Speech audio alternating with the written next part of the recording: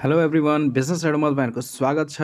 आजको हाम्रो यो एकाउन्टिङको बेसिक कन्सेप्ट हामीले बुझ्नेछौँ कि बुककिपिङ भनेको के हो, एकाउन्टिङ के छ। एकाउन्टिङ टर्मिनोलोजीको जति पनि बेसिक कन्सेप्टहरू छ त्यो सबैलाई हामीले यसै भिडियो मार्फत कभर गर्नेछौँ र यसबाट म्याक्सिमम क्वेसन तपाईँलाई एकाउन्टमा आउन सक्छ। एकाउन्टमा यसबाट म्याक्सिमम क्वेसनहरू सोध्ने गर्छ। त्यही भएर यस भिडियोलाई एकदमै ध्यानपूर्वक हेर्नुहोला। एकाउन्टिङको बेसिकमा जाउँ। सबैभन्दा पहिला त बुककिपिङ, जसलाई अभिलेखन भनिन्छ, लेखा अभिलेख भनिन्छ। यो भनेको के हो, बुककिपिङ। र बुककिपिङ भन्नाले के बुझिन्छ भने record book of art of recording, यानि कि कुनै पनि जुन फाइनेन्सियल ट्रान्जेक्सन भयो त्यो फाइनेन्सियल ट्रान्जेक्सनलाई कसरी रिकर्ड गर्ने, त्यसैको मेथड र त्यसैको बुकलाई एकाउन्टिङ बुक भनेको जसमा चाहिँ हरेक वित्तीय जुन कारोबार भएको हुन्छ, जति पनि लेनदेन हुन्छ त्यसको जुन रिकर्ड राखिएको हुन्छ त्यसलाई भनिन्छ एकाउन्टिङ बुक। त्यो एकाउन्टिङ बुकमा कुनै पनि ट्रान्जेक्सनको रिकर्ड कसरी लेख्ने, त्यसै आर्ट, त्यसै कलालाई, त्यसै मेथडलाई के भनिन्छ, बुककिपिङ। ओके। र बुककिपिङमा दुईवटा शब्द बनेको छ। बुक भनेको बुक अफ एकाउन्ट, यानि कि रिकर्ड बुक, र किपिङ भनेको आर्ट अफ रिकर्डिङ, कसरी रिकर्डिङको आर्ट, कलालाई के भनिन्छ, किपिङ। त्यही एकाउन्टिङ बुकमा फाइनेन्सियल ट्रान्जेक्सनहरूको कसरी रिकर्ड राख्ने त्यसैको कलालाई के भनिन्छ, बुककिपिङ। अब यो बुककिपिङको उद्देश्य के हुन्छ? बुककिपिङको उद्देश्य हुन्छ फाइनेन्सियल ट्रान्जेक्सनको आइडेन्टिफाई गर्ने। हामीले जुन फाइनेन्सियल ट्रान्जेक्सन गरेका छौँ, एउटा कुनै फर्निचर किन्यौँ, 2 लाखमा हामीले फर्निचर किन्यौँ, यसलाई हामीले रिकर्ड गर्ने कि नगर्ने, यसको चुनाव कसले गर्छ, बुककिपरले।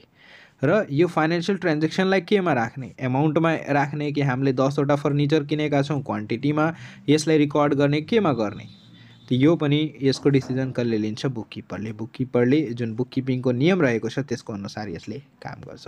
त्यसपछि क्लासिफाई द ट्रान्जेक्सन। अब जुन ट्रान्जेक्सन छ त्यो पर्सनल एकाउन्ट हो कि नोमिनल एकाउन्ट हो कि रियल एकाउन्ट हो, त्यसमा क्लासिफिकेसन गर्ने काम पनि कसले गर्छ, बुककिपिङले। त्यसपछि to keep the systematic record, हरेक रिकर्डलाई डे टु डे, डेली जुन ट्रान्जेक्सन हुने रिकर्ड्सहरूलाई पर्फेक्ट तरिकाले लेख्ने यसको उद्देश्य रहेको छ। त्यसपछि to help determine to operation result. Operation result भनेको डेलीको जुन हरेक दिन दैनिक कारोबारहरू हुन्छ, दैनिक जुन लेनदेन हुन्छ, त्यसैलाई के भनिन्छ, अपरेसनल कारोबार, अपरेसनल इभेन्ट्स भनिन्छ। र ती अपरेसनल इभेन्ट्सको जुन रिकर्डहरू राखिन्छ कि 1 घन्टामा कति ट्रान्जेक्सन भयो, पुरै दिनभरिमा हामीले आज कति ट्रान्जेक्सन गऱ्यौँ, त्यसको पुरै डिटेल दिने काम पनि कसको हो, बुककिपिङले। यो 4वटा मेन यसको उद्देश्य रहेको छ। र तपाईँले यसैबाट एमसिक्यू बनाएर दिन सक्छ कि बुककिपिङको उद्देश्य कुन होइन वा कुन हो भनेर। त्यसपछि एकाउन्टिङ र बुककिपिङमा के फरक छ, एकाउन्टिङ भन्नाले के बुझिन्छ। एकाउन्टिङ भनेको बुककिपिङमा त रिकर्डिङ गर्ने काम कसको हो, त बुककिपिङको। बुककिपिङ पछि आउँछ एकाउन्टिङ। एकाउन्टिङले के गर्छ, त्यो रिकर्डिङ त गर्छ नै, त्यो एकाउन्टिङ, बुककिपिङ एकाउन्टिङभित्र नै पर्छ। बुककिपिङले रिकर्ड गर्छ, एकाउन्टिङले के गर्छ, त्यसलाई समराइज गर्छ। जति पनि ट्रान्जेक्सन, डेली ट्रान्जेक्सन भयो, त्यति ट्रान्जेक्सन हेर्ने कसैलाई टाइमै हुँदैन। त्यो दिनभरिमा हजारौँ ट्रान्जेक्सन हुन्छ र हजारौँ गर्दाखेरि महिनामा कति ट्रान्जेक्सन हुन्छ, त्यो एउटा ट्रान्जेक्सन गर्ने कसैसँग पनि टाइम हुँदैन। त्यसलाई के गर्नुपर्छ, समराइज गर्नुपर्छ। समराइज गर्नुपर्छ, कति क्यासको ट्रान्जेक्सन भयो, ब्याङ्कबाट कति ट्रान्जेक्सन भयो, फर्निचर कतिको आयो, यसरी गरेर त्यसलाई समराइज ट्रान्जेक्सन गर्नुपर्छ। र त्यसको काम कसको हो, एकाउन्टिङको। त्यसपछि त्यो समराइज भइसकेपछि त्यसको नेट रिजल्ट निकाल्ने, हामीसँग कति प्रफिट भयो, कति एक्सपेन्डिचर भयो, सबैको। त्यसपछि हाम्रो एसेट कति रहेको छ, लाइबिलिटिज कति रहेको छ, यसको समरी निकाल्ने। समरी निकालिसकेपछि अब त्यसको एनालाइसिस गर्ने, रेसियो निकाल्ने कि हामीसँग कति % लाइबिलिटिज छ, कति % एसेट रहेको छ, लोनको भार हाम्रो कति रहेको छ, त्यसलाई एनालाइज गर्ने, स्टडी गर्ने। र त्यसपछि कम्युनिकेट गर्ने, कसलाई, बोर्ड अफ डाइरेक्टर्सलाई। बोर्ड अफ डाइरेक्टरलाई देखाउने कि हाम्रो 1 वर्षमा यति ट्रान्जेक्सन भएको छ। डिसिजन्स मेकर्स, म्यानेजर्सहरूलाई देखाउने कि हाम्रो कम्पनीमा यस्तो यस्तो ट्रान्जेक्सन भएको छ। हाम्रो कम्पनीको जुन फाइनेन्सियल पर्फर्मेन्स छ, वित्तीय जुन पर्फर्मेन्स रहेको छ, जस्तै कि एउटा रिपोर्ट कार्ड हुन्थ्यो स्कुलमा, हामीले एक्जाम दिँदाखेरि हाम्रो रिपोर्ट कार्ड हुन्थ्यो, त्यसले हाम्रो हरेक पुरै वर्षभरिको पर्फर्मेन्सलाई देखाउँथ्यो। त्यस्तै एकाउन्टिङ बुकले के देखाउँछ भने पुरै कम्पनीले कस्तो पर्फर्म गरेको छ भने त्यसैको पर्फर्मेन्सलाई कसले देखाउँछ, एकाउन्टिङले। र त्यो सबै प्रोसेस के भित्र पर्छ, एकाउन्टिङभित्र। र एकाउन्टिङको अब्जेक्टिभ के रहेको छ, अब्जेक्टिभ्स के रहेको छ, to keep complete and systematic record. To keep complete and systematic record पुरै जति पनि रिकर्ड रहेको छ फाइनेन्शियल ट्रान्जेक्सनको रिकर्ड त्यो पुरै कम्प्लिटली रिकर्ड राख्ने र सिस्टमेटिक तरिकाले एउटा मेथडले जसबाट कसैले पनि हेरेर बुझ्न सक्छ त्यस्तो किसिमले राख्नुपर्दछ। त्यसपछि to ascertain profit and loss, profit loss पत्ता लगाउने पनि काम कसको हो त एकाउन्टिङको। त्यसपछि डिपोजिट फाइनेन्शियल पोजिसन एसेट कति छ लाइबिलिटिज कति छ त्यो पनि पत्ता लगाउने काम एकाउन्टिङको हो। त्यसपछि अर्को उद्देश्य रहेको छ इन्टरप्रेट द रिजल्ट पुरै कम्पनीको एक वर्षमा पर्फर्मेन्स कस्तो रह्यो त्यसको रिजल्टलाई एनालाइसिस गरेर देखाउने काम पनि कसको हो एकाउन्टिङको।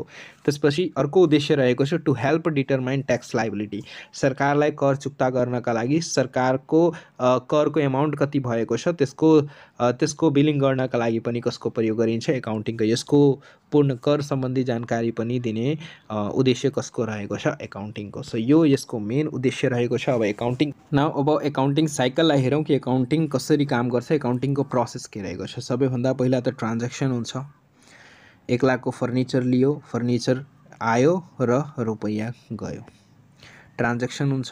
ट्रान्जेक्सनमा डकुमेन्टेसन हुन्छ, त्यसको बिलहरू हुन्छ, त्यो बिलहरूबाट अब के गर्ने रिकर्डिङ केमा गर्ने जर्नल इन्ट्री बनाउने। पर्सनल एकाउन्ट रहेको छ कि रियल एकाउन्ट रहेको छ कि नोमिनल एकाउन्ट रहेको छ। एकाउन्टिङ 3 किसिमको हुन्छ, एउटा पर्सनल एकाउन्ट हुन्छ, रियल एकाउन्ट र नोमिनल एकाउन्ट। यो 3 एकाउन्टमा यसलाई ट्रान्जेक्सनमा राख्नुपर्छ, डेबिट र क्रेडिट गर्नुपर्ने हुन्छ जर्नलमा।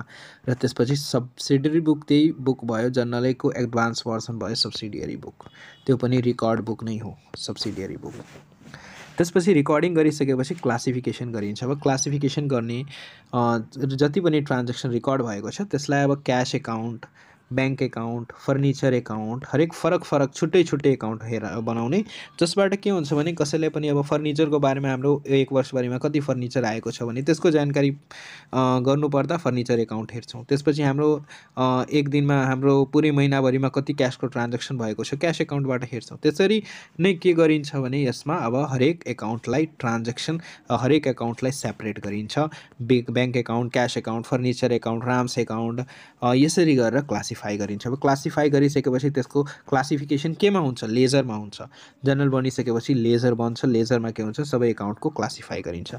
अब क्लासिफाई गरिसकेपछि सबैको ब्यालेन्सिङ गरिन्छ कि सबैको क्यास एकाउन्ट कति छ त्यसको एमाउन्ट लेख्ने, त्यसपछि रामको एकाउन्ट कति छ त्यसमा लेख्ने, स्यालेरी एकाउन्ट कति छ त्यो लेख्ने, अनि सबैको ब्यालेन्सिङ गर्ने। ब्यालेन्सिङ गरिसकेपछि समराइज गर्ने कि पुरै महिनाभरिमा कति ट्रान्जेक्सन क्यासको भएको छ, ब्याङ्कको यति भएको छ, यो सबैलाई के गर्ने ब्यालेन्सिङ गर्ने। ब्यालेन्सिङ गरिसकेपछि यसलाई लिस्टिङ गर्नुपर्ने हुन्छ।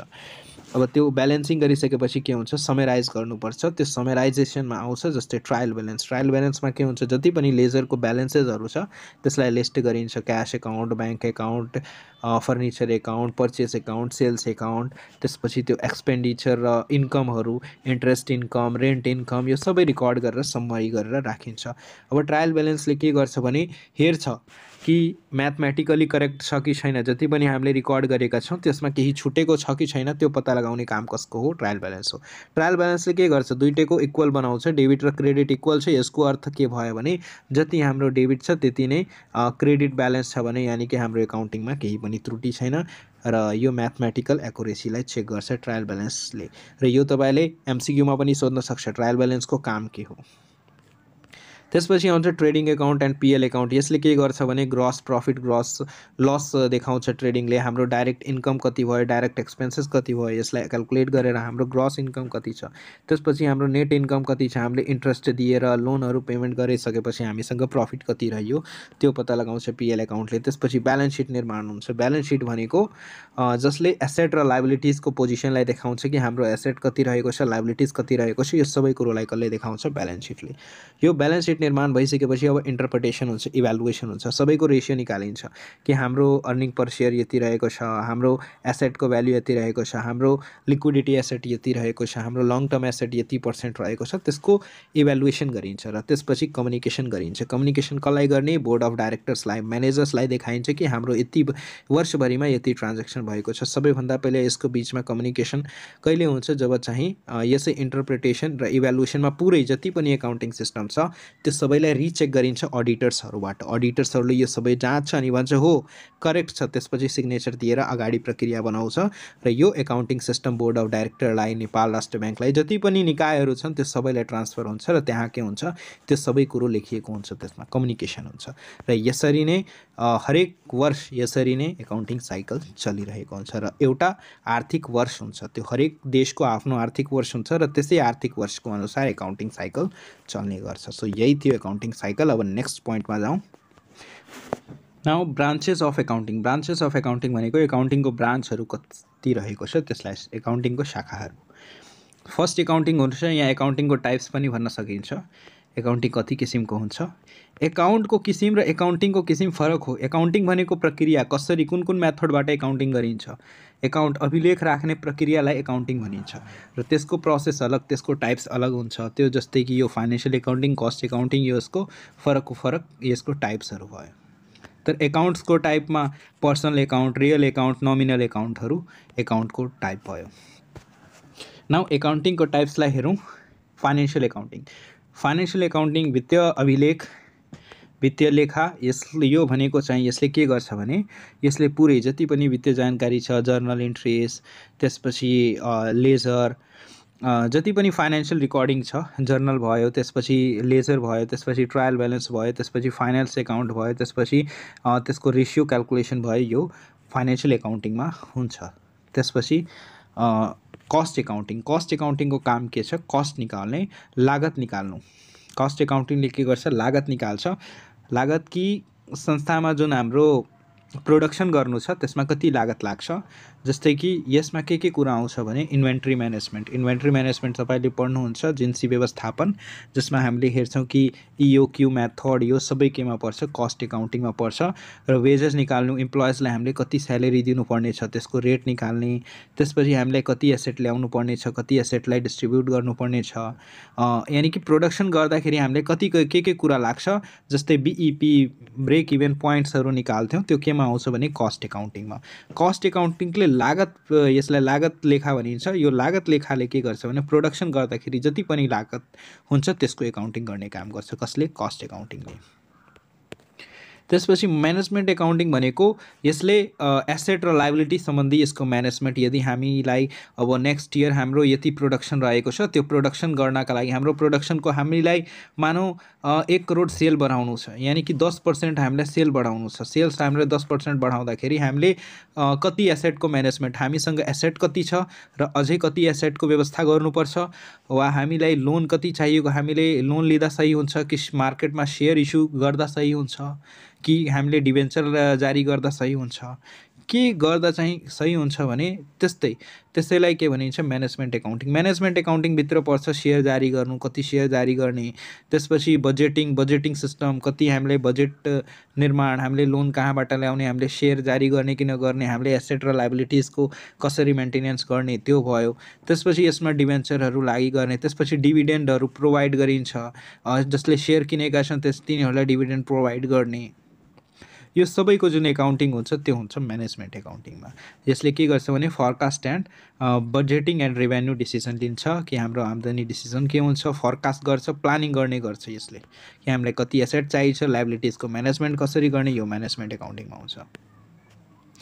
नाउ अब general accepted accounting principle. Accounting गर्दाखेरि हामीले कुन कुन कुरामा ध्यान दिनुपर्छ, कुन कुन नियमको पालना गर्नुपर्ने हुन्छ, यो डुबल एकाउन्टिङ सिस्टमको नियमहरू रहेको छ। जेनरल एकाउन्टिङ प्रिन्सिपल, जेनरल जिएएपी, यो पुरै विश्वभरिमा यो लागू हुन्छ। जिएएपी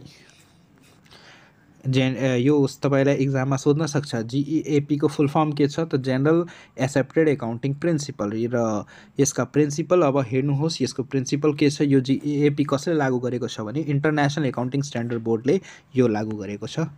जेनरल एक्सेप्टेड एकाउन्टिङ प्रिन्सिपल, जसलाई सर्टमा जिएएपी भनिन्छ, यो एकदमै इम्पोर्टेन्ट छ, किनभने एकाउन्टिङ रिकर्डिङ गर्दाखेरि यसै नियमहरूको पालना गर्नुपर्ने हुन्छ। यो डबल एकाउन्टिङ सिस्टमको यो नियमहरू छ, यस नियमहरूको पालना गर्नुपर्ने हुन्छ। तपाईँले एमसीक्यूमा सोध्न सक्छ जिएएपी को फुल फर्म के हो, यो कसले लागू गरेका छन् भने इन्टरनेसनल एकाउन्टिङ स्ट्यान्डर्ड बोर्डले यो जिएएपी प्रिन्सिपल लागू गरेका छन्। यो जिएएपी प्रिन्सिपलको फिचर्स के रहेको छ, सान्दर्भिक छ, रिलेभेन्स छ, हरेक एकाउन्टिङ एकाउन्टिङ सिस्टममा कुनै पनि बिजनेसेसहरू छ भने त्यसमा यो एकाउन्टिङ सिस्टम यो प्रिन्सिपलहरू लागू हुन्छ। रिलायबल छ, विश्वास गर्न सकिन्छ। यो एकाउन्टिङ जिएएपी प्रिन्सिपलले यदि बनाइएको छ भने त्यो एकदमै विश्वासिलो छ, यसलाई हामीले विश्वास गर्न सक्छौँ, यसमा केही त्रुटि भएको छैन भनेर यसले विश्वास देखाउँछ। त्यसपछि अन्डरस्ट्यान्डेबिलिटी, कुनै पनि देशको व्यक्ति छ त्यसले यो एकाउन्टिङ सिस्टम हेरेर बुझ्न सक्छ, वा कुनै पनि साधारण बढी पढे लेखेको छैन, बेसिक नलेज छ एकाउन्टिङको, त्यसले पनि यसलाई इजिली बुझ्न सक्छ। यस्तो किसिमको यसमा रहेको छ। त्यसपछि कम्पेटेबिलिटी, यसले एक वर्षमा हरेक वर्षको एकाउन्टिङ सिस्टमलाई तुलना गर्न सक्छ। हरेक देशको विभिन्न कम्पनीको विभिन्न देशहरूमा मल्टिनेसनल कम्पनीहरूको हरेक देशमा एउटा एउटा ब्रान्च हुन्छ, सबैको एकाउन्टिङ सिस्टम फरक हुन्छ। वा हरेक जस्तै ब्याङ्कहरूको पनि हरेक क्षेत्रमा एउटा एउटा ब्रान्च हुन्छ, सबैको एकाउन्टिङलाई एनालाइज गर्नका लागि, एक अर्कासँग कम्पेयर गर्नका लागि पनि यो जिएएपी प्रिन्सिपललाई पालना गर्नुपर्ने हुन्छ। यसको इफेक्टिभनेस यो बढाउँछ। अब हेर्नुहोस् कि जिएएपी एउटा USA based accounting system, reporting system रहेको छ र यसको प्रिन्सिपलहरू के कस्ता छन् भने यो एकदमै इम्पोर्टेन्ट छ। यसबाट धेरै प्रश्नहरू आउने गर्छन्। सो तपाईँको एकाउन्टिङ, तपाईँको एनआरबीको सिलेबसमा पनि लेखेको छ एकाउन्टिङ प्रिन्सिपल, र एकाउन्टिङ प्रिन्सिपल यसै प्रिन्सिपलहरूको बारेमा कुरा गरेको छ। सो यसबाट प्रश्न एउटा स्योर नै छ, त्यही भएर यसलाई ध्यानपूर्वक हेर्नुहोला। Business entity concept, business entity concept भन्नाले के बुझिन्छ भने एउटा व्यक्तिको यदि कम्पनी छ भने कम्पनीको अनर र कम्पनी यो दुईटैको एकाउन्ट सेपरेट हुनुपर्छ। अनरको एकाउन्ट सेपरेट हुनुपर्छ, अनरको नेममा हुनुपर्छ, र कम्पनीको एकाउन्ट कम्पनीको नेममा हुनुपर्छ। किनभने कम्पनी के हो भने कृत्रिम व्यक्ति हो, आर्टिफिसियल पर्सन हो, जो व्यक्तिको रूपमा काम गर्छ। किनभने कुनै पनि ट्रान्ज्याक्सन गर्दाखेरि त्यो अनरको नाममा ट्रान्ज्याक्सन हुँदैन, त्यो कसको स्टाम्प जान्छ भने कम्पनीको नाममा स्टाम्प जान्छ कि यो कम्पनी हो, यो कम्पनीले यो कुरा जारी गरेको छ, त्यो अनरको नाम कहीँ पनि हुँदैन। सो त्यही भएर एकाउन्टिङमा अनर्स र कम्पनीको सेपरेट एकाउन्ट हुनुपर्दछ। यही प्रिन्सिपलले त्यही देखाउँछ कि company and owners are separate. त्यसपछि money measurement concept, money measurement कन्सेप्टले के भन्छ भने हामीले एकाउन्टिङ त्यही रिकर्ड गर्ने जसलाई हामीले मनीमा मेजरमेन्ट गर्न सक्छौँ। जस्तै कि कुनै पनि सामान किन्दाखेरि हामीले किलोमा, त्यसको युनिटमा किन्ने गर्छौँ, किलोग्राममा वा लिटरमा। तर हामीले सामान किन्दाखेरि त्यसको एमाउन्ट, मार्केट भ्याल्यु के रहेको छ, त्यसको यदि मार्केट भ्याल्यु छ भने त्यो कुरोलाई हामीले रिकर्ड गर्ने, तर त्यसको मार्केट भ्याल्यु छैन भने त्यस्तो ट्रान्ज्याक्सनलाई हामीले रिकर्ड गर्नु हुँदैन। यो कुरा भन्छ मनी मेजरमेन्ट कन्सेप्टले, जसको मनीको भ्याल्युमा जसलाई कन्भर्ट गर्न सकिन्छ त्यसलाई। जस्तै कि 10 किलो आलु छ भने त्यो 600 रुपियाँको आलु छ भने त्यो 600 रुपियाँ रिकर्ड गर्ने, 10 किलो नगर्ने। यो कुरा भन्छ money measurement concept. Monetary value transaction only recorded. Going concern कन्सेप्टले के भन्छ भने एकाउन्टिङ जुन छ त्यो कन्टिन्यू चल्छ। हामीले यस्तो छैन कि तपाईँलाई आज बिजनेस गर्दै हुनुहुन्छ भने 6 महिनापछि डुब्छ, त्यही भएर हामीले एकाउन्टिङ आजदेखि बन्द गर्नुपर्छ वा आफ्नो सिस्टमहरू चेन्ज गर्नुपर्छ, त्यस्तो कहिले पनि नगर्ने। यदि हामीलाई थाहा पनि छ कि यो वर्षपछि हाम्रो बिजनेस बन्द हुन्छ भने पनि तपाईँले जुन एकाउन्टिङ मेथड छ, एकाउन्टिङ प्रोसेस छ, त्यो कन्टिन्यू राख्नुपर्छ। र त्यो यो बुझेर राख्ने कि हाम्रो बिजनेस कहिले पनि बन्द हुँदैन, त्यो कन्टिन्यू पुरै अनलिमिटेड टाइमसम्म बाँच्न सक्छ। सो त्यसरी गरेर एकाउन्टिङ गर्नुपर्ने हुन्छ कि हाम्रो यो बिजनेस कहिले पनि बन्द हुँदैन। यदि हामीलाई थाहा भन्ने पनि छ त्यो मेथड्सहरू कुनै पनि चेन्ज गर्नु हुँदैन र हामीले यही मानेर एकाउन्टिङ गर्नुपर्छ कि हाम्रो बिजनेस कन्टिन्यू चल्नेछ। त्यसपछि accounting period concept. Accounting period कन्सेप्टले के देखाउँछ भने आर्थिक विधि, हरेक एकाउन्टिङ सिस्टमको कुनै पनि देशमा एउटा आर्थिक वर्ष हुन्छ र त्यसै आर्थिक वर्षमा एकाउन्टिङ पिरियड हुन्छ। जस्तै नेपालमा के हुन्छ भने 1 श्रावणदेखि 30 असारसम्म के हुन्छ, एकाउन्टिङ पिरियड रहेको छ। सो यसै पिरियड अनुसार सबै जति पनि कम्पनीहरू छ आफ्नो श्रावण 1 गते एकाउन्टिङ सिस्टम स्टार्ट गर्छन् र असार 30 गते एकाउन्टिङ सिस्टमलाई क्लोज गर्छन्, यानि कि क्लोजिङको समय हुन्छ। सो यसरी नै सुरुवात गर्ने अनि त्यसपछि त्यसैको अन्तिम दिनसम्म के गर्ने, त्यसलाई बन्द गरिदिने अनि त्यसपछि नयाँ वर्षदेखि नयाँ खाता चालु हुन्छ र त्यसपछि फेरि गर्ने, त्यसपछि त्यसै इयरको इन्डमा गएर क्लोज गरिदिने, त्यसपछि न्यू इन्ट्री सिस्टम स्टार्ट गर्ने र क्लोज गर्ने। यसरी एकाउन्टिङ पिरियड हुनुपर्छ एउटा। त्यो पिरियड यस्तो छैन कि 1 वर्षको हुनुपर्दछ, कम्पनी अनुसार कम्पनीले आफ्नो एनालाइसिसको अनुसार त्यसलाई बाँड्न सक्छ। 1 वर्षलाई क्वार्टरमा यानि कि 4-4 महिनामा वा 6-6 महिनामा पनि एकाउन्टिङ सिस्टमलाई आफ्नो निर्माण गर्न सक्छ आफ्नो इजिनेसको लागि। त्यसपछि नेक्स्ट प्रिन्सिपल रहेको छ रियलाइजेसन कन्सेप्ट। रियलाइजेसन कन्सेप्टले भन्छ जुन समयमा हामीलाई रियलाइज हुन्छ त्यसै डेटको हामीलाई रिकर्डिङ गर्नुपर्ने हुन्छ। जस्तै कि रियलाइजेसन कन्सेप्टले के भन्छ, इक्जाम्पलको बाटो सुनौ कि 50,000 को कम्पनीले एडभान्स लिएको छ। 50,000 को कम्पनीले जनवरीमा एडभान्स लियो र एडभान्स लिइसकेपछि सामानको जुन डेलिभरी छ उसले मार्चमा सामानको डेलिभरी प्रोभाइड गरेको छ। जनवरीमा एडभान्स लिएको छ र सामान पठायो कहिले त मार्चमा। त रियलाइजेसन हामीलाई इन्कम कुन समयमा भयो, जनवरीमा भयो कि मार्चमा भयो? मार्चमा भयो, किनभने हामीले जुन इन्कम लिएका हामीले एडभान्स लिएका थियौँ त्यसको डेलिभरी हामीले मार्चमा दिएका छौँ। हामीले सर्भिस मार्चमा प्रोभाइड गर्यो, हामीलाई रियलाइज कुन समयमा भयो? मार्चमा भयो। सो रियलाइजेसन हामीलाई इन्कमको डेट कुन राख्ने त मार्च राख्नु पर्दछ। हामीले रिकर्डिङ गर्दाखेरि हामीलाई मार्चमा इन्कम भएको छ भने देखाउनु पर्छ। सो रियलाइजेसन कन्सेप्टले यही भन्छ जुन समयमा तपाईँलाई रियलाइज हुन्छ त्यस समयको रिकर्डिङ गर्नु है। त्यसपछि कस्ट कन्सेप्ट। कस्ट कन्सेप्टले भन्छ कि परम्परागत लागतमा रिकर्डिङ गर्नुपर्ने हुन्छ। जुन सामान तपाईँले जतिमा किन्नु भएको छ त्यसको त्यही रुपैयाँमा त्यसको रिकर्डिङ गर्नुपर्ने हुन्छ। मानौ तपाईँले फर्निचर किन्नुभयो, 10 लाखमा फर्निचर किन्नुभयो, 10 लाखमा तपाईँले फर्निचर किन्नुभयो, त्यो 10 लाख नै रिकर्डिङ गर्नुपर्छ। हरेक वर्ष त्यसको डिप्रिसिएसन भ्यालु त्यसको घट्दै जान्छ, तर पनि हामीले रिकर्डिङ गर्दाखेरि 10 लाख नै गर्ने। डिप्रिसिएसन भ्यालु खर्चको रूपमा हुन्छ, तर 10 लाख नै हामीले त्यसको रिकर्डिङ गर्नुपर्ने हुन्छ। किनभने त्यसको जति पनि मार्केट भ्यालु, त्यसको बजार मूल्य जति भए पनि आजको समयमा 10 वर्ष पहिला किनेको फर्निचरको बजार भ्यालु एकदमै कम हुन जान्छ, तर हामीले रिकर्डिङ कति गर्ने? 10 लाख नै गर्ने। किनभने हामीले परम्परागत लागतमा जतिमा सामान किनेका छौँ त्यति नै रिकर्डिङ गर्नुपर्छ। जस्तै जमिन छ, जमिन तपाईँले 10 लाखमा किन्नुभयो, 10 लाखमा जमिन किन्नुभयो, त्यसको एप्रिसिएसन भ्यालु हरेक वर्ष बढ्दै जान्छ, तर 10 लाखको जमिनको 10 वर्षपछि 1 करोड भ्यालु हुन जान्छ। अब 1 करोड भ्यालु भइसकेपछि त्यो हामीले एकाउन्टिङमा 1 करोड नदेखाउने, त्यो कति देखाउनुपर्छ? 10 लाख नै देखाउनु पर्ने हुन्छ। सो यही कुरो भन्छ कस्ट कन्सेप्टमा कि लागत भ्यालुमा जति तपाईँले किन्नुभएको छ त्यसै सामान र त्यसै प्राइसमा रिकर्डिङ गर्नुपर्छ। Matching concept. म्याचिङ कन्सेप्टले भन्छ यहाँ कस्ट हुँदैन, यहाँ हुन्छ एक्सपेन्डिचर, यानि कि एक्सपेन्डिचर बराबर रिभेन्यू हुनुपर्छ। हामीले जति खर्च गरिरहेका छौँ त्यतिको रिभेन्यू पनि हुनुपर्दछ। खर्च र रिभेन्यू बराबर हुनुपर्दछ सधैँ, किनभने तपाईँले जति खर्च गर्दै हुनुहुन्छ भने त्यति तपाईँको रिभेन्यू पनि आइरहेको छ। त्यही भएर यो एकअर्कासँग कन्ट्रास्ट छ। त्यही भएर यो दुइटै सधैँ के हुनुपर्छ? बराबर हुनुपर्दछ। यो डेबिट क्रेडिटको खास गरेर कन्सेप्ट हो। त्यसपछि डुअल एस्पेक्ट। हरेक एकाउन्टिङको दुईवटा एस्पेक्ट हुन्छ, डेबिट र क्रेडिट। त्यो दोहोरो लेखा प्रणालीमा हरेक रिकर्डिङलाई गर्नुपर्ने हुन्छ। Every transaction should have debit and credit always equal. Debit र क्रेडिट सधैँ इक्वल हुन्छ। कुनै पनि ट्रान्जेक्सन गर्दाखेरि हामीले एक हातबाट सामान दिन्छौँ भने अर्को हातबाट लिन्छौँ। जति भ्यालु हामीले दिन्छौँ त्यति भ्यालु हामीले रिसिभ गर्छौँ। त्यही भएर यो दुईटा पक्ष भयो र यो दुईटै पक्षको दोहोरो लेखा प्रणाली दुईटैको हामीले ट्रान्जेक्सन लेख्नुपर्ने हुन्छ, डेबिट कति भयो र क्रेडिट कति भयो। त्यसपछि आउँछ फुल डिस्क्लोजर कन्सेप्ट। फुल डिस्क्लोजर कन्सेप्टलाई पूर्ण खुलासा पनि भनिन्छ। तपाईँले हेर्न सक्नुहुन्छ कि कुनै पनि एकाउन्टिङ सिस्टममा तल वर्किङ नोट लेखिएको हुन्छ, त्यसमा तल नोट्सहरू लेखिएको हुन्छ कि माथिको यो जुन ट्रान्जेक्सन छ त्यसको यहाँ केही कन्फ्युजन छ भने त्यसको पूर्ण खुलासा तल लेख्नुपर्ने हुन्छ, नोट्समा लेख्नुपर्ने हुन्छ। जस्तै ब्यालेन्स सिटमा हेर्नुहुन्छ, माथि ब्यालेन्स सिट लेखेको हुन्छ, तल के हुन्छ? सानो एउटा नोट्स हुन्छ।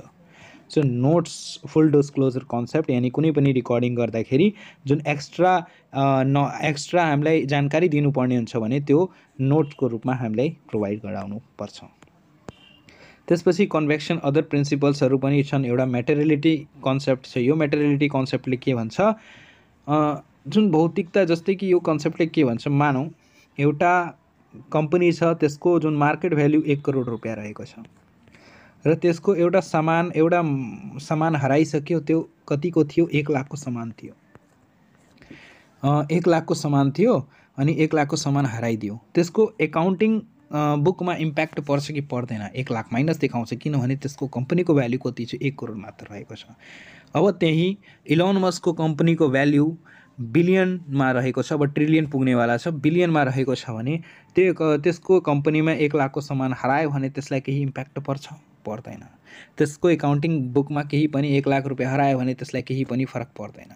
सो यही मेटेरियलिटी कन्सेप्टले यही भन्छ, यदि तपाईँको कम्पनीमा कुनै एकाउन्टिङ सिस्टम, जस्तै कि ट्रायल ब्यालेन्समा कहिलेकाहीँ के हुन्छ? धेरै त्रुटिहरू भएको, केही एकाउन्टिङ मिल्दैन। अब त्यो एकाउन्टिङ मिलाउँदाखेरि हामीलाई हेर्ने हाम्रो एकाउन्टिङ बुकमा फरक पर्छ कि पर्दैन। यदि पर्दैन भने त्यो न सस्पेन्स एकाउन्ट राख्दा पनि हुन्छ, तर पर्छ भने धेरै ठुलो इम्प्याक्ट पर्छ भने त्यहाँ हामीलाई लस म्यानेजमेन्ट गर्नुपर्ने हुन्छ। त्यसलाई भनिन्छ मेटेरियलिटी कन्सेप्ट, भौतिकताको सिद्धान्त। त्यसपछि कन्जर्भेटिज्म यहाँ प्रोड्युस कन्सेप्ट भनिन्छ यसलाई, यो विवेकशीलताको सिद्धान्त हो। यसमा के भन्छ भने कि यदि हामीलाई थाहा छ 6 महिनापछि हामीलाई लस हुन्छ, त्यो लसलाई आजदेखि नै बेहोर्न थाल्ने, आजदेखि नै हामीले त्यसलाई लसलाई रिकभर गर्दै जाने। यो खास त ब्याङ्कहरूमा प्रयोग गरिरहेको हुन्छ। जस्तै कि ब्याङ्कले क्रेडिट दिँदाखेरि त्यो लोनलाई हेर्छ कि वाच लिस्ट लोन छ, त्यो लोनको कति सम्भावना छ हामी रिटर्न हुने।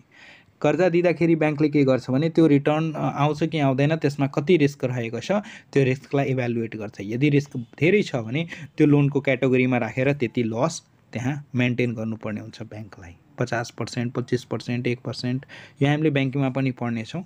सो यसरी गरेर तिनीहरूले लस म्यानेजमेन्ट गर्नुपर्छ। सो त्यही कन्जर्भेटिभ कन्सेप्टले यही भन्छ, यदि मानौ तपाईँलाई थाहा छ कि फ्युचरमा हामीलाई लस हुन्छ, रेभेन्यू हुन्छ त्यसको चिन्ता नगर्ने, त्यसको केही पनि चेन्जेस गर्नु हुँदैन, तर लस हुन्छ भने त्यो थाहा छ, त्यसलाई म्यानेज गर्नका लागि हामीलाई आजैदेखि नै आफ्नो लस म्यानेजमेन्ट गर्नुपर्छ।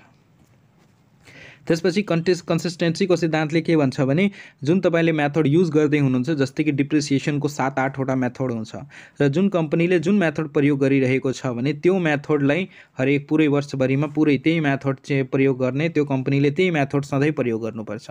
यस्तो छैन कि आज हामीले स्ट्रेट मेथड प्रयोग गऱ्यो, 2-4 महिनापछि डबल एन्ट्री डुअलिस्टिक मेथड हामी प्रयोग गरौँ, त्यस्तो त्यसरी चाहिँ मेथड्सलाई कन्टिन्यू चेन्ज, त्यो कन्सिस्टेन्सी हुनुपर्दछ। एउटै मेथडमा पुरै एकाउन्टिङ सिस्टम बनाउनु पर्ने हुन्छ।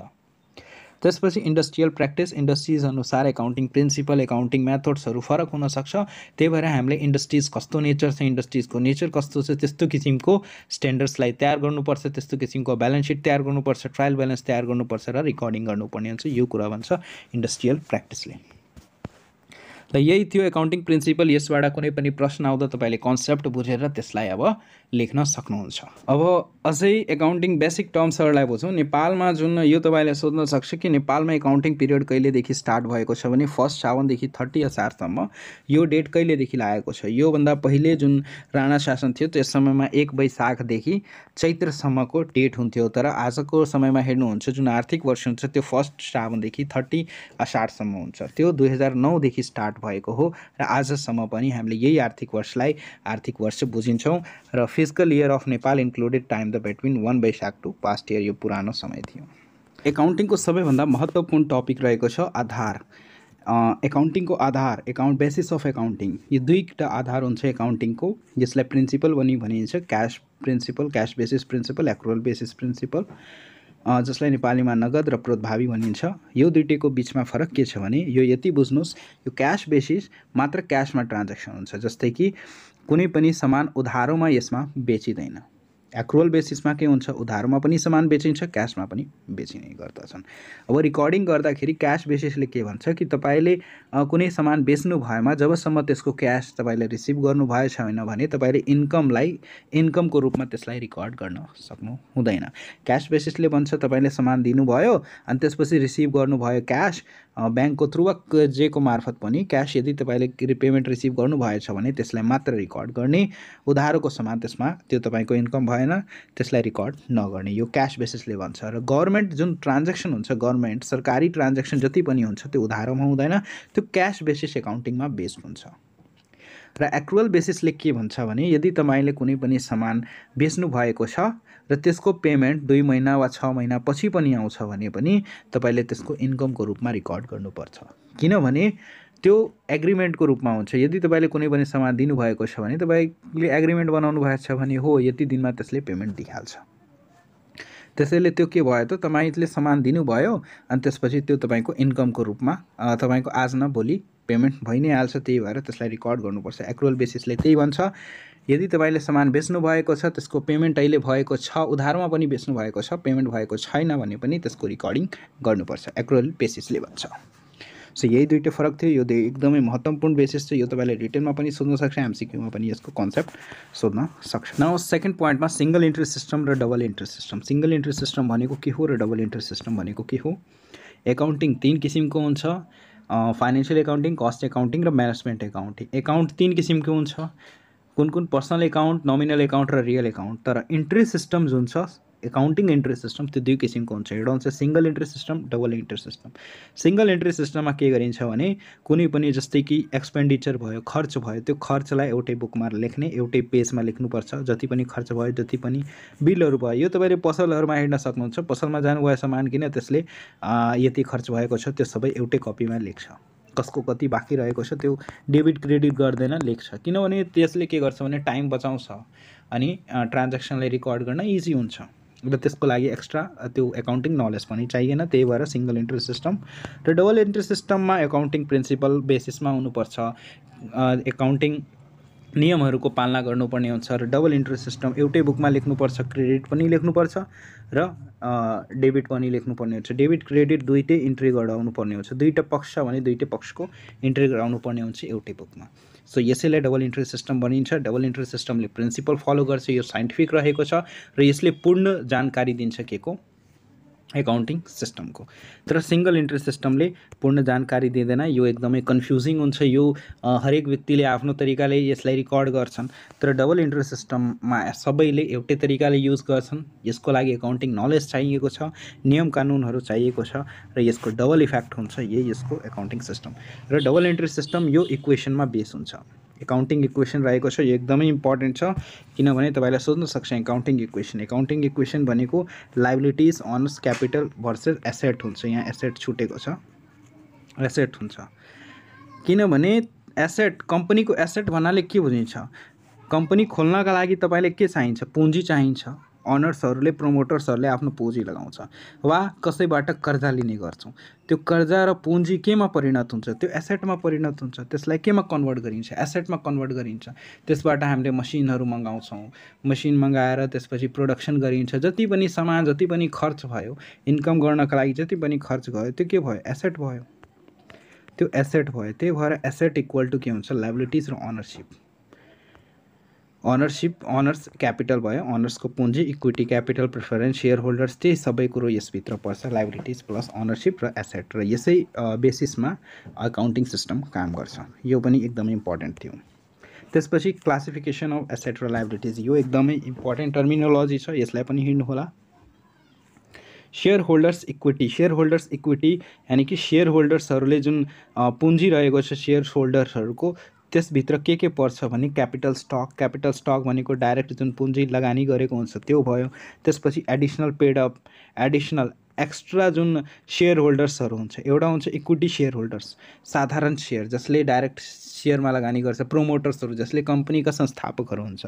एउटा हुन्छ एडिसनल पेड सेयर, मार्केटमा गएर आफ्नो सेयर लिस्ट गराएर त्यसलाई बेचिदिने, सर्वसाधारणले यसलाई किन्न सक्छ भने एडिसनल पेड सेयर भयो। रिटेन अर्निङ भन्नाले के बुझिन्छ भने कम्पनीले के गर्छ, फ्युचरमा इन्भेस्टमेन्ट गर्नका लागि आफ्नो इन्कमबाट केही रकम सेभ गर्छ, त्यसलाई के भनिन्छ, रिटेन अर्निङ। फ्युचरमा केही रिस्क आउँछ त्यसलाई बेहोर्नका लागि सेभिङ गर्छ, त्यसलाई भनिन्छ retain earning. Reserve and surplus, reserve and surplus भनेको कम्पनीले रिजर्भमा पनि रुपियाँ राख्छ, यदि फ्युचरमा केही लस भयो भने त्यसको लागि हामीले त्यो रिजर्भलाई युज गरेर हामीले फ्युचरको रिस्कहरूलाई कम गर्न सक्छौँ। सरप्लस भनेको त्यो सेयर होल्डर्सहरूको मार्केट भ्याल्यु जब बढ्छ त्यसपछि चाहिँ इन्कम हुन्छ, त्यसबाट पनि जुन इन्कम हुन्छ त्यही भयो कि सेयर होल्डर्सको इक्विटी, यो सरप्लसहरू पनि पढ्ने गर्छ share holders equity. Fix asset, fix asset कसलाई भने, फिक्स एसेट भनेको त्यस्तो एसेट जो फिक्स हुन्छ, जो फिजिकल हुन्छ। फिक्स एसेट भनेको जसलाई हामीले तुरन्तै हामीले बेच्न सक्दैनौँ, त्यसलाई बेच्नका लागि एकदमै टाइम लाग्छ। यानि कि कुनै पनि एसेट जसलाई 1 वर्षसम्म हामीले युज गर्छौँ, 1 वर्षभन्दा बढी युज गर्छौँ भने त्यसलाई के भनिन्छ, फिक्स एसेट। जस्तै कि कम्प्युटर हार्डवेयर, कम्प्युटर हामीले कम्पनीमा किन्छौँ भने त्यसलाई हरेक महिनामा चेन्ज गर्दैनौँ, 2 वर्ष 4 वर्षपछि चेन्ज गर्छौँ। कम्प्युटर सफ्टवेयर भयो, कम्प्युटर सफ्टवेयर किन्दा पनि त्यसको अपडेट आइरहेको हुन्छ तर हामीले त्यो सफ्टवेयर चेन्ज गर्दैनौँ, त्यो पनि के हुन्छ, फिक्स एसेटभित्र नै पर्छ। त्यसपछि फर्निचर एन्ड फिक्सचर, कम्पनीको जुन फर्निचर भयो, सोफा, टेबल, चेयर्स, यो सबै कुरो फिक्स एसेटभित्र पर्छ। त्यसपछि लिज होल्ड इम्प्रुभमेन्ट, जमिनहरू जुन हामीले लिएका छौँ लिजमा, त्यस्तो किसिमको जुन एसेटहरू भयो त्यस्तो किसिमको पनि फिक्स एसेटमा पर्छ। त्यसपछि अफिस इक्वाइपमेन्ट, अफिस इक्वाइपमेन्टमा जति पनि अफिस सामग्रीहरू भयो त्यो सबै यसभित्र पर्छ। प्रोडक्सन इक्वाइपमेन्ट, प्रोडक्सन गर्नका लागि हामीले जुन र मेटेरियलहरू किनेका छौँ, हामीले मसिनहरू किनेका छौँ, त्यो सबै कुरो फिक्स एसेटभित्र पर्छ। सरी, यसमा मैले एउटा मिस्टेक गरेँ। र मेटेरियल्सहरू फिक्स एसेटभित्र पर्दैन, त्यो करेन्ट एसेट्सभित्र पर्छ, किनभने 1 वर्षमै त्यसको प्रयोग हुन्छ। प्रोडक्सन इक्विपमेन्टमा मसिनहरू भयो, प्लान्टहरू भए, प्लान्ट भन्नाले जमिन बिल्डिङ्सहरू भयो, जमिन भयो, त्यो प्रोडक्सन प्लान्ट भयो, मसिन्सहरू भए, त्यस्तोलाई के भनिन्छ फिक्स एसेट भयो त्यो। त्यसपछि long term asset, long term liabilities भनेको के हो? लङ टर्म लाइबिलिटिज भन्नाले 1 वर्षभन्दा बढीका जुन दायित्व हुन्छ, यानि कि हामीले 1 वर्षमै त्यसको पेमेन्ट गर्नु पर्दैन, त्यो 1 वर्षपछि यानि कि 2 वर्ष 4 वर्षमा हामीले पेमेन्ट गर्नुपर्ने हुन्छ, त्यसलाई के भनिन्छ लङ टर्म लाइबिलिटिज। जस्तै कि लोन पेएबल, 5 वर्षको लागि लोन लिएका छ भने हामीले 5 वर्षपछि हामीले त्यसको लोनलाई पुरै चुक्ता गर्नुपर्ने हुन्छ। डिभेन्चर भयो, डिभेन्चरहरू पनि भयो, सेयर मार्केटमा जब डिभेन्चर बोन्ड्सहरू जारी गरिन्छ त्यो पनि लङ टर्म लाइबिलिटी भयो, किनभने त्यो 4 वर्ष 5 वर्षको लागि त्यसको म्याच्युरिटी पिरियड हुन्छ।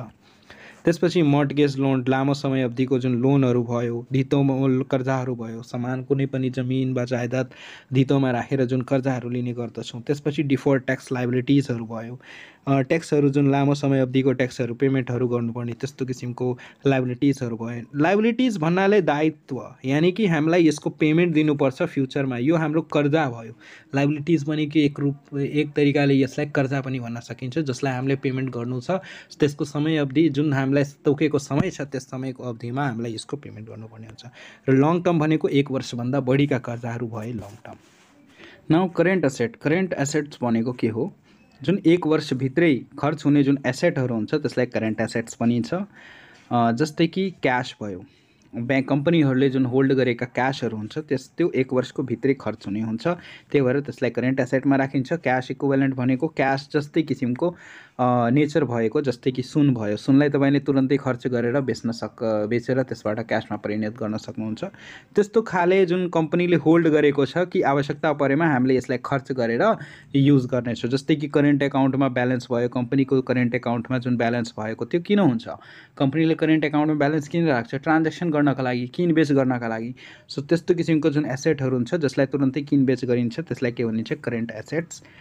र त्यसपछि ट्रेड एन्ड अदर रिसिभेबल्स, जुन ट्रेड बिल्सहरू भयो, यानि कि हामीले सामान पेमेन्ट हामीले सामान डेलिभर गरिसकेका छौँ, त्यसको पेमेन्ट रिसिभ गर्न बाँकी छ, त्यो पनि के भयो? एसेट भयो। त्यसपछि प्रिपेड एक्सपेन्सेस, प्रिपेड एक्सपेन्सेस भनेको हामीले पेमेन्ट गरिसकेका छौँ तर सर्भिस लिन बाँकी छ। प्रिपेड भनेकोले तपाईँले हेर्न सक्नुहुन्छ, जस्तै कि एन्सेलहरूले प्रिपेड कार्डहरू हुन्छ, प्रिपेड सिमहरू हुन्छ, त्यसको के छ? हामीले रिचार्ज गरिसकेका छौँ तर त्यो रिचार्ज खर्च गर्न बाँकी छ, त्यस्तो किसिमको। सो प्रिपेड एक्सपेन्सेस भनेको हामीले पेमेन्ट गरिसकेका छौँ, त्यसको सर्भिसेस लिन बाँकी छ, त्यो भयो प्रिपेड एक्सपेन्सेस। त्यो पनि करेन्ट एसेट, किनभने हामीले 1 वर्षभन्दा बढीको लागि त्यो प्रिपेड एक्सपेन्सेस, प्रिपेड प्लान लिँदैनौँ, त्यो के लिन्छौँ भने 1 वर्ष कमको लागि, यानि कि त्यो करेन्ट एसेटको रूपमा हामीले प्रिपेड एक्सपेन्सेस, प्रिपेड प्लानहरू किन्ने गर्छौँ। त्यसपछि इन्भेस्टमेन्ट भयो, सानो अवधिको इन्भेस्टमेन्ट, 1 वर्षभन्दा भित्रको इन्भेस्टमेन्ट जुन हुन्छ त्यसलाई करेन्ट एसेटमा राख्न सकिन्छ। इन्भेन्ट्रिज भयो, जिन्सीहरू भए, जुन स्टकमा सामानहरू हुन्छ, सामान बेच्नका लागि वा र मेटेरियल्सहरू भयो, त्यो के हुन्छ भने इन्भेन्ट्रिज भयो, त्यसलाई पनि करेन्ट एसेटमा राखिन्छ। त्यसपछि एसेट हो, एसेट्सहरू जुन हेल्ड गरिन्छ, राखिन्छ, सानो अवधिको लागि जुन एसेट्सहरू प्रयोग हुन्छ त्यो सबै एसेट यसैभित्र पर्छ। त्यसपछि फिक्टिसियस एसेट भनेको जसको वास्तविक हो त्यो हेर्न सक्दैनौँ, हामीले छुन सक्दैनौँ, त्यसको किसिमको जुन हेर्न सक्दैन तर त्यो प्लानहरू हुन्छ नि, एग्रिमेन्ट भएको हुन्छ पेपर्सहरूमा, त्यसलाई फिक्टिसियस एसेट भनिन्छ। जस्तै कि प्रमोसनल एक्सपेन्सेस, मार्केटिङको जुन खर्चहरू भयो त्यो पनि एक किसिमको एक्सपेन्ट हुन्छ, त्यसले के गर्छ? हाम्रो सेल्सलाई इन्क्रिमेन्ट गर्छ, त्यसले हाम्रो प्रफिट बढाउँछ, त्यस्तो किसिमको एसेटहरू भयो। प्रिलिमिनरी एक्सपेन्सेस भयो, डिस्काउन्ट, हामीले कुनै पनि प्रोडक्ट गर्दाखेरि हामीले डिस्काउन्ट दिन्छौँ, डिस्काउन्ट दिँदाखेरि के हुन्छ? हाम्रो सेल्स बढ्छ। यो यस्तो किसिमको खर्च हुन्छ जुन चाहिँ इन्डाइरेक्ट तरिकाले गरिन्छ तर यसले हाम्रो के हुन्छ? भ्याल्यु एड गर्छ, हाम्रो कम्पनीको भ्याल्यु एड गर्छ, त्यही भएर यसलाई फिक्टिसियस एसेट भनिन्छ। र इन्टेन्जिबल एसेट भनेको नन फिजिकल एसेट भयो, जसको वास्तविक रूप छैन तर पनि त्यो एसेटको रूपमा काम गर्छ भने त्यसलाई इन्टेन्जिबल एसेट भनिन्छ, जसलाई हामीले हेर्न सक्दैनौँ तर त्यसको भ्याल्यु हामीले पत्ता गर्न सक्छौँ। जस्तै एमआईको फोन र आइफोनको भ्याल्यु के छ त्यो हामीले हेर्न सक्छौँ, त्यसको ब्रान्डमा छुपेको छ, त्यो ब्रान्ड भ्याल्यु नै के भयो त? Intangible asset. त्यस्तै ब्रान्डहरू भयो, पेटेन्टहरू भयो, जुन कुनै पनि आविष्कारकहरूले आफ्नो पेटेन्ट गराउँछ आफ्नो नाममा, त्यस्तो किसिमको पेटेन्टहरू भयो, सिक्रेट फर्मुलाहरू भयो। त्यसपछि ट्रेडमार्क्सहरूलाई पनि इन्टेन्जिबल एसेटमा राखिन्छ। अब करेन्ट लायबिलिटिज जुन 1 वर्षभित्र नै त्यो पेमेन्ट तिर्नुपर्ने हुन्छ त्यसलाई करेन्ट लायबिलिटिज भनिन्छ। जस्तै ट्रेड एन्ड अर्कोको हामीले सामान रिसिभ गरिसकेका छौँ, पेमेन्ट गर्न बाँकी छ, त्यस्तो किसिमको एक्रेड एक्सपेन्सेसहरू हामीले सर्भिसेस लिइसकेका छौँ, पेमेन्ट गर्न बाँकी छ। त्यसपछि करेन्ट ट्याक्स लायबिलिटिजहरू भयो, तुरन्तै हामीले ट्याक्स तिर्नुपर्ने त्यस्तो किसिमको लायबिलिटिज भयो। यो खास गरेर यस्तो छ कि तुरन्तै हामीले 1 वर्षभित्रै हामीले यसको पेमेन्ट दिनुपर्छ, त्यसलाई करेन्ट लायबिलिटिज भनिन्छ। अब ब्याङ्क्स क्यापिटल, यो चाहिँ हामीले नेक्स्ट भिडियोमा हेर्नेछौँ। ब्याङ्क्सको क्यापिटल के हुन्छ, यो पनि एकदमै इम्पोर्टेन्ट टपिक रहेको छ। ल आजको लागि यति नै। तपाईँलाई यो भिडियो कस्तो लाग्यो प्लिज कमेन्ट गर्नुहोस् र भिडियो राम्रो लागेमा लाइक गर्नुहोस्। धन्यवाद। नेक्स्ट भिडियोमा छिटै लिएर आउनेछु। धन्यवाद।